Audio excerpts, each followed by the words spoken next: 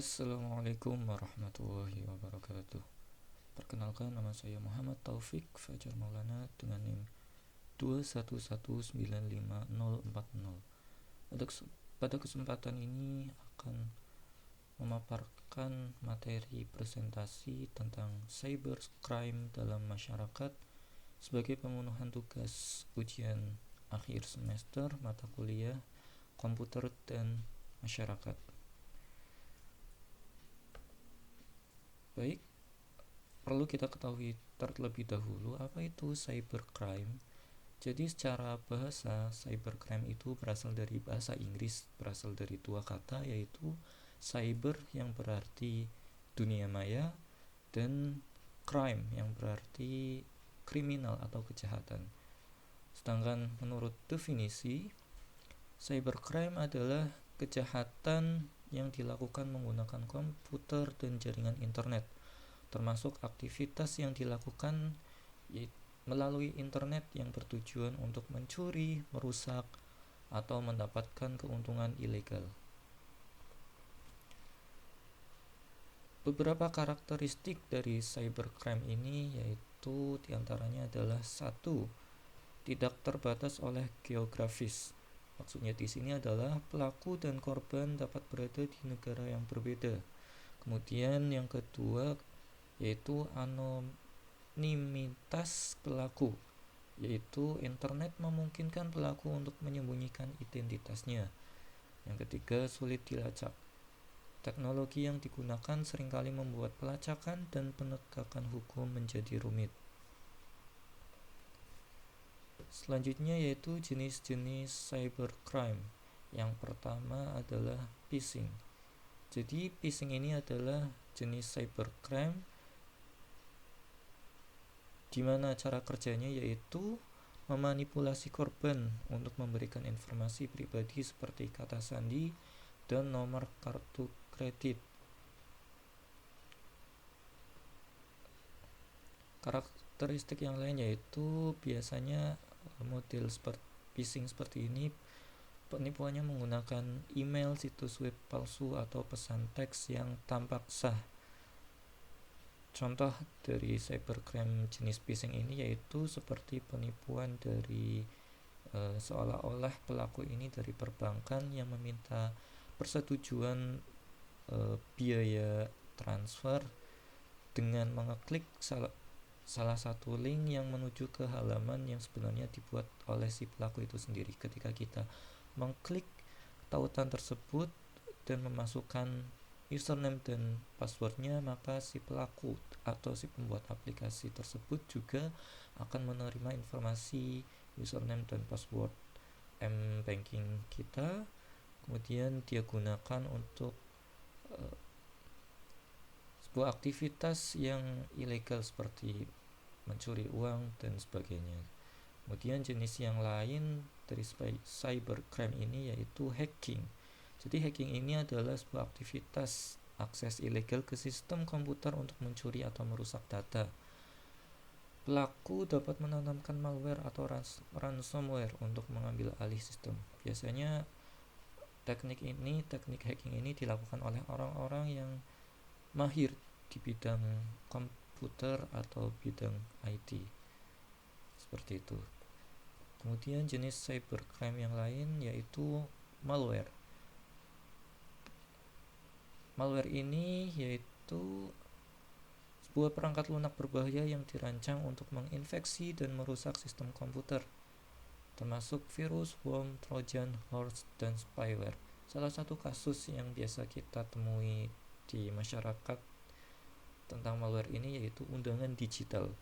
Biasanya pelaku mengirimkan sebuah informasi undangan digital melalui pesan, baik itu dari WhatsApp atau pesan biasa, dan di situ disediakan sebuah link untuk instalasi sebuah aplikasi yang menurutnya di dalamnya adalah sebuah informasi dari undangan. Padahal ketika kita menginstal aplikasi tersebut, si pelaku sudah menanamkan malware di dalamnya, dan ketika kita menginstalnya maka si pelaku dapat mengakses perangkat kita dan melakukan aktivitas yang di dalamnya dapat merugikan si korban.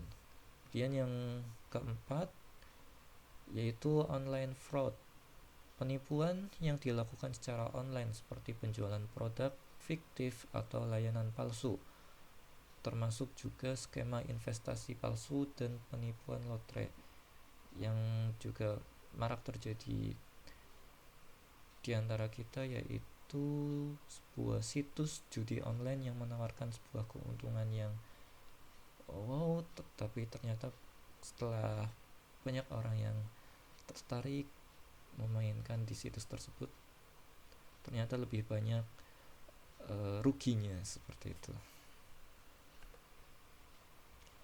Selanjutnya yaitu tinjauan hukum. Tinjauan hukum yang pertama ini yaitu Undang-Undang ITE. Dalam undang-undang ini menyediakan kerangka hukum untuk menangani kejahatan yang berkaitan dengan teknologi informasi dan transaksi elektronik. Selanjutnya yaitu Undang-Undang Nomor 11 Tahun 2008.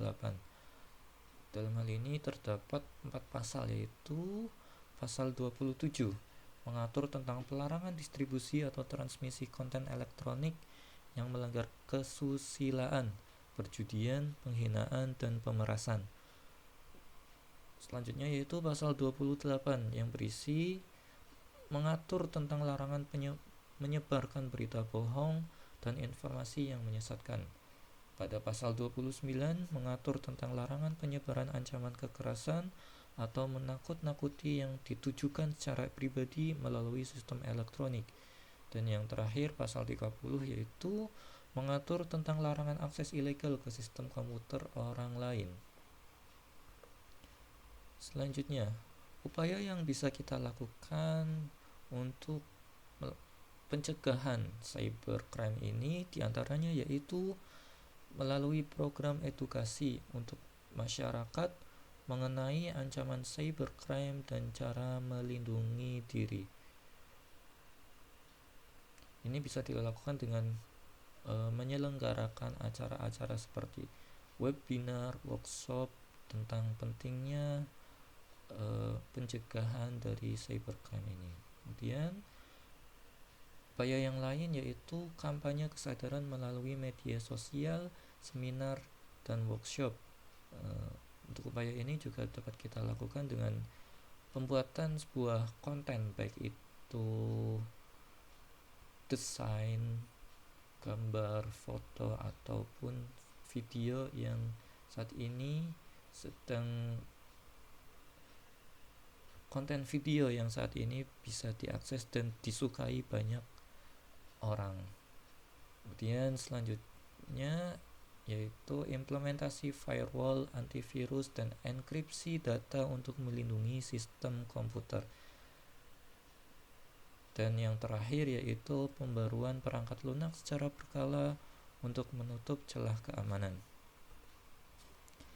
Selanjutnya yaitu contoh kasus yang pernah terjadi di Indonesia kaitannya dengan cybercrime.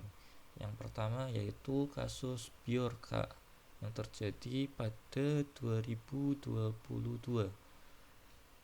Pada kasus ini terjadi sebuah kebocoran data pribadi pejabat dan masyarakat di internet. Kasus Bjorka ini yaitu sebuah kasus tentang kebocoran data pribadi pejabat dan masyarakat yang sempat viral pada waktu itu. Di sebuah internet terdapat salah satu akun yang mengakui dirinya yang telah melakukan sebuah peretasan terhadap beberapa situs pemerintah, dan dalam akun tersebut nama akun tersebut yaitu Bjorka. Dan motif dari Bjorka ini juga dijelaskan dalam salah satu tweetnya, itu ternyata dia salah satu masyarakat gitu ya yang mengalami kerugian dari beberapa kebijakan pemerintah yang tidak sesuai dengan keinginan dia dan banyak masyarakat lainnya. Seperti itu. Kemudian contoh yang kedua yaitu contoh kasus cybercrime dari Tokopedia yang terjadi pada 2020. Di Tokopedia ini merupakan salah satu platform marketplace jual beli online terbesar di Indonesia. Juga pernah mengalami sebuah insiden kebocoran data, yaitu 91 juta pengguna Tokopedia datanya dijual di dark web. Data yang bocor ini diantaranya adalah username, password, dan data pribadi lainnya. Kemudian contoh kasus yang ketiga yaitu kasus pada Credit Plus yang terjadi pada 2020. Jadi Credit Plus ini merupakan sebuah platform penyedia keuangan, seperti kredit keuangan untuk bisa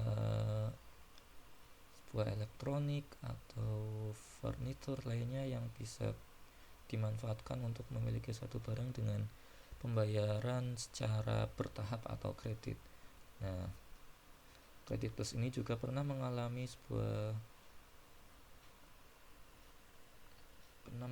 sebuah kebocoran data pengguna, yaitu data pribadi dan keuangan pelanggan Credit Plus.